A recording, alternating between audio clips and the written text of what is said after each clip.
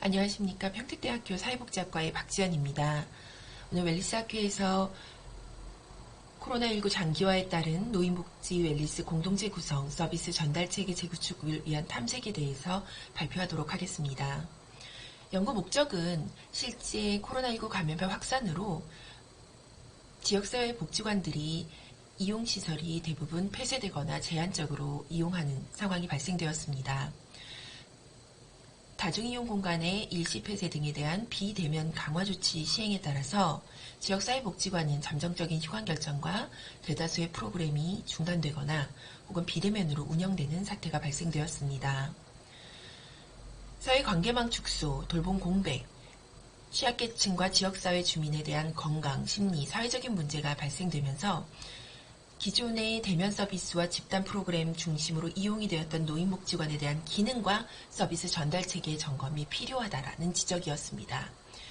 또한 코로나19로 인해서 대면 돌봄의 한계점이 드러났기 때문에 기관 중심의 돌봄에서 셀프케어 자기 돌봄의 패러다임의 전환이 요구되는 상황입니다. 코로나19 바이러스 감염병 확산으로 사회복지시설에 대한 단계별 대응 지침 미 칠판으로 최신판이 되었습니다.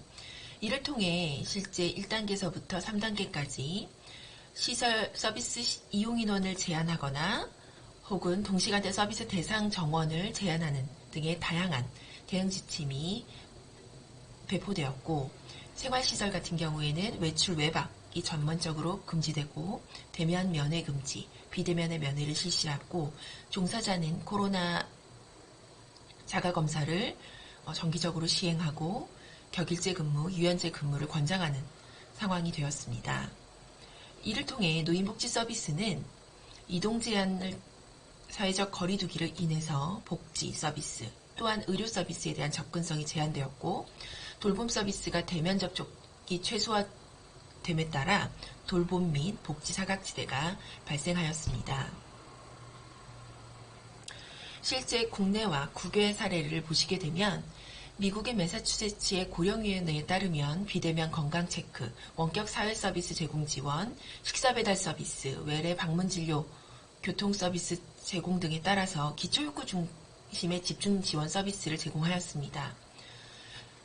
국내 사례 역시도 홈트레이닝, 취미 여가 프로그램을 비대면 실시간 수업을 하거나 온라인 교육으로 전환하여서 경로식당에 전환하는 등 경로식당의 대체식을 밀키트로 전달하는 것으로 전환하였습니다.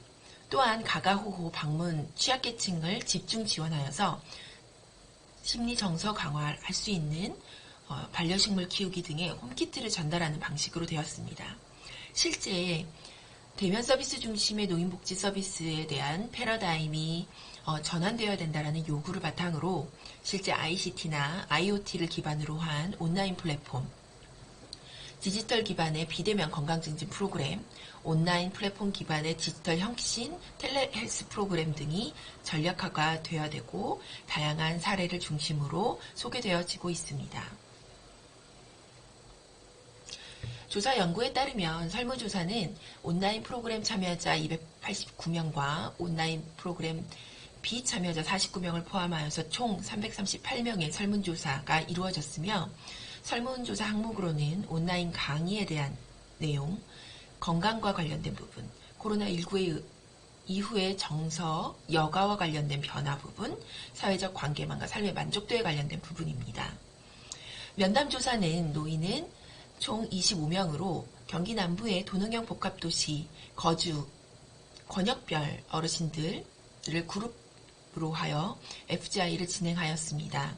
반구조화 질문지를 통해서 어르신은 코로나 감염병 확산 어르신의 삶의 변화, 복지관 이용 제한이 어르신의 삶에 어떻게 영향을 끼쳤는지, 비대면 서비스 전환 모색에 따른 어르신의 생각과 마을 중심의 자기 돌봄에 대한 생각을 묻는 FGI였습니다.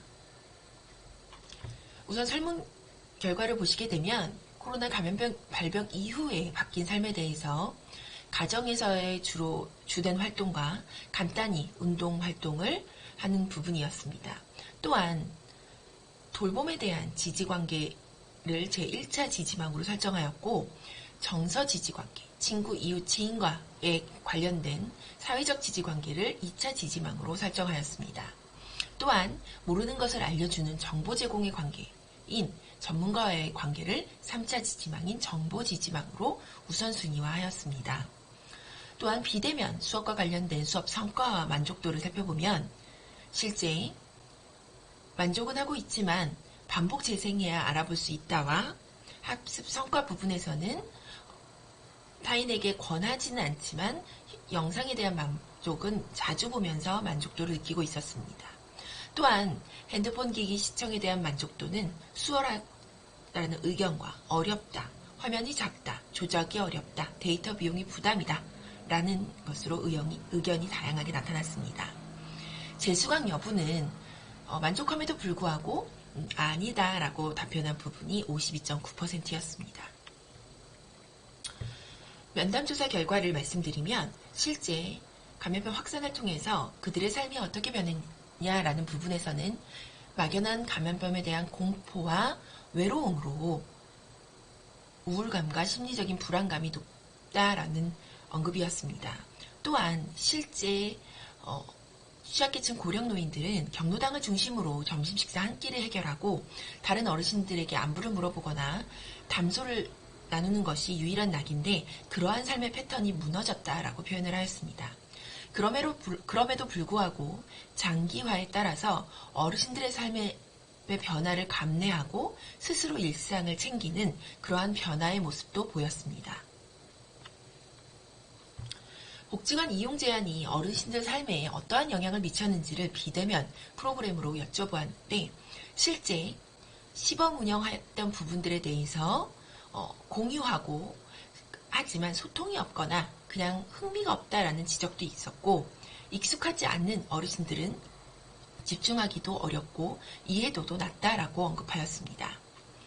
그럼에도 불구하고 코로나 감염병 확산 이후에 비대면 서비스 전환에 대한 부분들은 대면 서비스와 함께 비대면 서비스가 대면 서비스를 대체해서 진행하지만 이것이 비대면 서비스가 대면 서비스로 완전히 대체할 수 없다라는 의견이었습니다. 또한 코로나19 감염병이 없어진다 하더라도 실제 이 비대면 서비스가 반복 학습을 할 수 있는 성과 부분에서는 효용적이기 때문에 융합해서 진행하는 것도 필요하다라고 언급하였습니다. 마을 중심으로 찾아가는 서비스와 관련해서도 언급을 주셨는데요.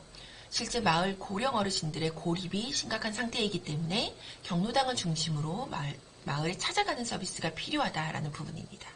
또한 자기 돌봄에 대한 패러다임 역시도 전환이 필요하며 코로나 감염병을 통해서 우리 마을에 있는 매일 보는 사람들은 무섭지 않고 걱정이 되지 않는다. 그래서 우리 동네에 마을 사람들을 중심으로 돌봄을 지원할 수 있는 지원 서비스와 프로그램이 있었으면 좋겠다 였습니다.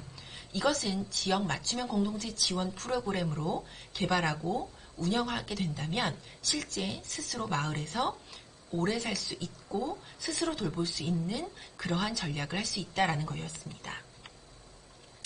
또한 보건과 복지가 같이 진행할 수 있는 융합 프로그램도 필요하고 코로나 블루를 이겨낼 수 있는 정신건강 증진 프로그램과 주거 환경과 방역, 보건이 이루어지는 융합 서비스의 개발이 필요하다라고 했습니다. 앞서서 언급드렸던 지역사회 맞춤형 커뮤니티 케어 서비스가 마을로 접근되어서 마을에서 돌봐줄 수 있는 인력이 제공되고 프로그램이 제공될 수 있다라고 한다면 실제 상당히 효용적이라는 언급이어서 복지관의 서비스에 새로운 재탐색이 필요하다라고 하였습니다. 이를 통해 결론 및 함의를 살펴보면 실제 평생교육 프로그램은 비대면으로 진행되었지만 온라인 프로그램보다는 어르신들은 대면 프로그램을 원하고 있고 비대면 프로그램은 포스트 코로나 이후에 반복 학습의 중요한 컨텐츠를 대면과 비대면으로 하기를 원했습니다. 또한 면담조사 결과와 일치한 결과로는 학습 중심이 아니라 소통 중심의 노인복지관의 전달 체계이기 때문에 실제는 대면 수업의 욕구가 높음을 확인할 수 있었습니다. 또한 어르신들은 사회적 지지망을 통해서 돌봄 지지관계, 정서 지지관계, 정보 구축관계의 지지관계를 형성하였으며 이를 통해 내가 아는 사람, 내가 익숙한 사람에게 신뢰와 안정성을 확보하였습니다. 이를 통해 복지관은 기대응 체계 안에서의 서비스, 욕구, 환경을 비대면 체제와 융합할 수 있도록 하는 서비스 전달이 중요하며 마을 맞춤의 돌봄 체계 역시도 전환할 수 있는 지원 프로그램이 개발 지원되어야 된다는 것입니다. 이래서 복지관의 패러다임의 변화를 살펴보시면요.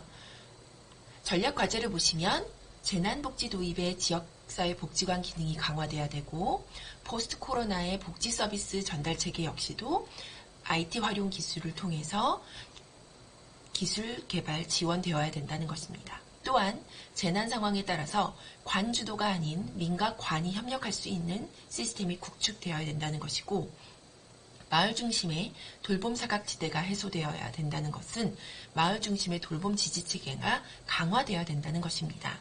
이는 국가 주도의 커뮤니티 케어 사업과 상당히 같은 기저로 흘러간다라고 할 수 있겠습니다.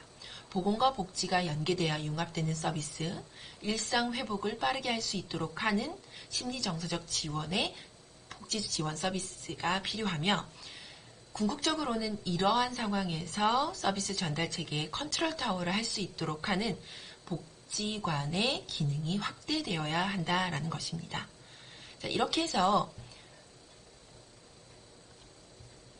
코로나 장기화에 따른 노인복지 웰니스 공동체 구성과 서비스 전달 체계 재구축에 대한 탐색적 연구에 대한 발표를 마치도록 하겠습니다. 경청해 주셔서 감사합니다.